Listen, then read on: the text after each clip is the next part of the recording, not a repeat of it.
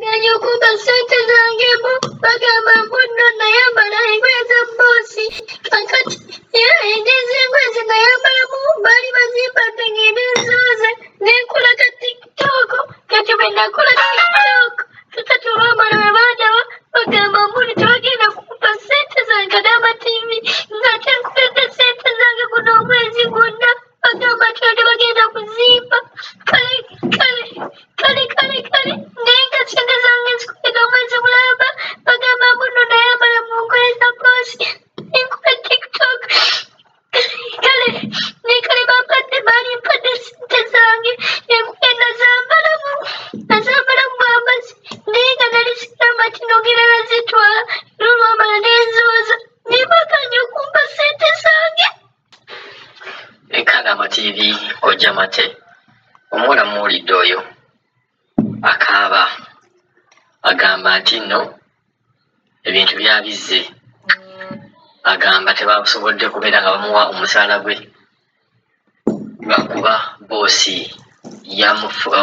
yamusanze nga babadde ne vidiyo according to omuwala oyo engeri gyayogeramu vidiyo eyamulaze nga ddala alimu ngoye za boosi ng'akola vidiyo za tiktok.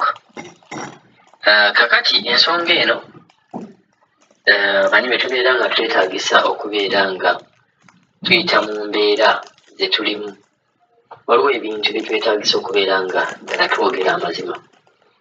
Katusooke tusaasire Kadaama ono obuzibu bwe yaguddeko oba okubeera nga bagambye tebagenda kubeera nga bamusasula omusaala gwe. Then tuddemu ate twogere ku embeera yalibadde etya, kituufu kye yakoze oba si kituufu, bwe kitaba kituufu kiki ekyalikoleddwa. Tonagwa mu buzibu obwo n'obugwamu. TikTok nziraba nnyingi abaana abakola TikTok nga bali mu ngoye ezitali zaabwe ziri mu engoye z'ababoosi. Kituufu kye mukola oba si kituufu era kyalibadde kitya? Nze nga bw'ojja mate naligambye nti okwambala engoye z'omuntu n'ogenda ku TikTok oba ne bw'ozambala obeera ogenze wala, kyo kye kituufu. Bw'obeera wagenda kukola n'omanya nti ono boosi wo, gezaako okulaba nga ne bw'abeera mukwano gwo, gezaako okulaba ng'ate toyitawo bwe mwalibadde mukoma. Nze ngamba okukuba kuyitawo. Kankuwa example, kubamu pulaani toli Kadaama, oli wano e Uganda, olina omukozi gw'okozesa n'osanga vidiyo ye nga ali mu ngoye zo azambadde, gwe wandibulidde otya? Wandibulidde bulungi, tekyandikulidde, kyalibadde kitya? Waliwo ebintu bye tukola, ebintu ebiyinza otuviirako obuzibu. Kati ng'omuwala bw'agambye tagenda musasula mwezi mulamba lwakwagala mu ngoye ze, ayinza okuba nga sigamba nti omuwala bw'ono simusasuze, naye nga yalaba kyekibonerezo kyasobola okuwa Kadaama ono, naye n'awulira nti nno akifiirinze, n'agamba nti njagala ofiiringe obulumi bwembeerako nga gw'oyambadde engoye zange. Abawalabu nga bano ojja kwesanga nti bw'akusanga ng'oyambadde engoye bajja kugamba nti oyo omuwala alabika n'empale zo ez'omunda, otugambe singa abadde mukazi n'obuwale bwe obw'omunda abwambala nga tetutegedde nti kiyina ekifaananyi gye kiwa, nga ddala mu butuufu kirina kusiibula Mwarabu ono meeme. Ne tuddako eri emabega ne tubuuza kiki ekyali kwambazizza engoye za boosi wo n'otandika okukolera mu vidiyo, era lwaki? Bw'okolera mu ngoye zo vidiyo zisanguka, bw'okolera mu vidiyo mu ngoye zo kamera teraga, ziraga mwa boosi mokka. Tubagamba mwegendereze nnyo.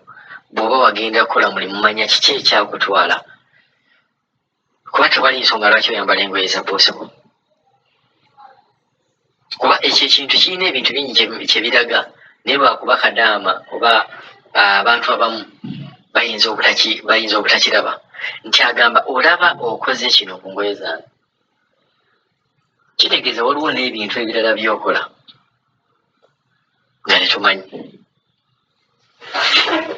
Bwe tudda mu anga endala, omukyalo ono tugambe nti omukyala yalabye vidiyo zino n'alaba ng'oyambadde engoye za bbaawe, bintu bingi ebigenda okubeera nga bidduka mu mutwe gwe. Ekisooka, ono alabika ayagala bba wange. Ekisooka.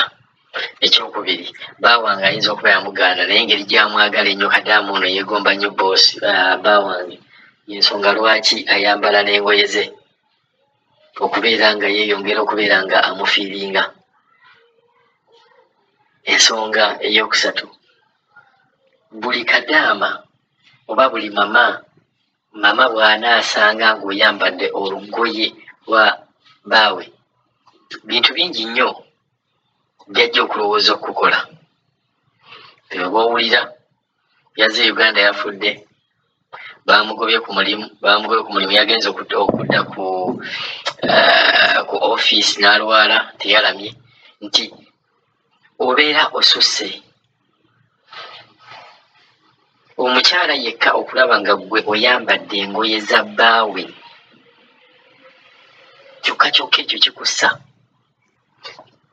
kikugobya ku mulimu, kikoza ekibi omukyala ono kyonna ekimugira mu mutwe, kuba ffenna tuli bantu banjawulo. Era njagala okubemu akafaananyi. Manyi ebintu bino bye tukolanga, tukubengamu akafaananyi nti singa abadde gwe. Kubamu akafaananyi waleeta Kadaama okukola ewuwe Uganda, n'ojja n'osanga nga ayambadde era engoye za bbaawo. Muli kikweyisa kitya? Wandibulidde otya? Era bye bintu by'otandika naawe okulowooza nti ono wayambalidde engoye za bbaawo wange, waliwo ekigenda mu maaso. So naawe nga bw'okirowooza, n'Omwarabu naye bw'agenda okirowooza. N'ebintu byonna bitukola, ddangamu awo otuule weefumiitirizeemu, ogambe ddala kino kyenkola kigwanidde, kyenkola kituufu. Singa babadde bakikola nze naalibadde nduyakitinga ntya? Tugenda bweru kukola ssente, tetugenda kwambala ngoye. Ate nga mukola ssente n'okuwabula, tetujja gamba nti n'ekibi tubeere ku sayidi ya Kadaama oba tubeere ku sayidi yaffe nga ekibi ekyo tetukyogeddeeko. Kino kiwakoze kibi, si kirungi, era tekyetaagisa kuddibwamu.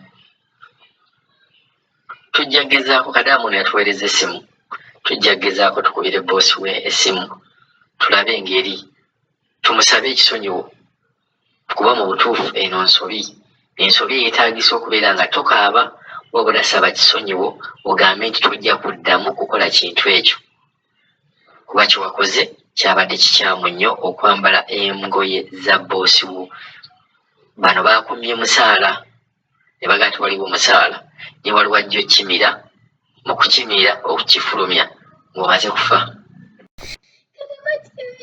Ganya okumpa ssente zange bo, bagamba mbunno nayambala engoye za bboosi, kakati era endizi engoye ze nayambalamu baali bazimbadde ng'ebenzooze, n'enkola ka TikTok, kati bwe nakola